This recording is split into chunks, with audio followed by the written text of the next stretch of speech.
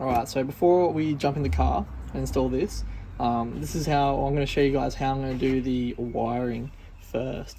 So we have the Stedi USB-A and Type-C plug, which comes with 2 respective looms for each plug. You can see here in the wiring diagram, we have 0 to 4 reading right to left on the top, and then 1 to 4 left to right on the bottom. So basically we have the source, which is the red wire, a blank pin because it's a 4-pin connection, the earth or ground, which is black, and the dash lights on, which is blue. So the first thing I'm going to do is I'm going to chuck an inline fuse into the connection. So the first thing I'm going to do is use a joiner here.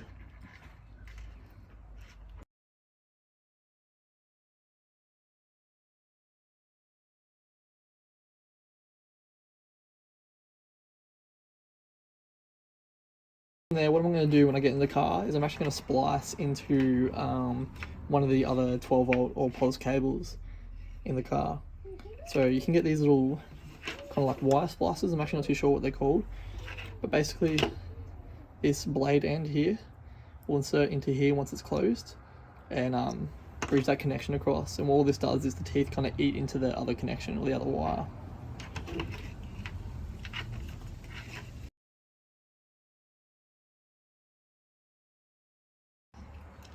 Alright, so I just had a big brain moment when I was wiring up the switches or wiring up these connections before. So instead of having 6 individual connections, I'm just going to have 3 connections. There's nothing wrong with this, so both positives will be fused on the same inline fuse, and then it'll be earth or negative together, and then the blue light switch will also be together.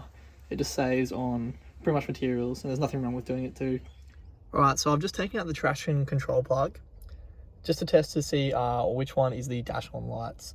So I found this one here, the blue and the black wire, and I'll go ahead and turn the headlights off, and then you'll see the connection's been broken. So it's that blue wire that we will be splicing into. So I've just finished wiring up the pos and neg. I ended up just tapping into the Stedi socket just here, like so. So I'm just testing it before I put everything back together, and I was able to charge my phone, so a good indication that it's working. The only thing I have left to do now is the dash lights. So when my headlights come on, the dash lights will come on. I'm going to wire it into that blue one, like I said before, but I'm also going to now join in my my light bar switch into that as well, so that lights up at the same time. And then I'm pretty much just going to put everything back together. So now it's completely finished while I'm wiring up. So I've got the pos neg there onto the Stedi socket like I showed you before, and then tapped into that blue cable there on the traction control for those dash lights. So you can see the blue light kind of backing there when the headlights are on. And you can see now as well that light bar has that blue glow on the little symbol there. So now I'm just going to put everything back together and I'll do a final video.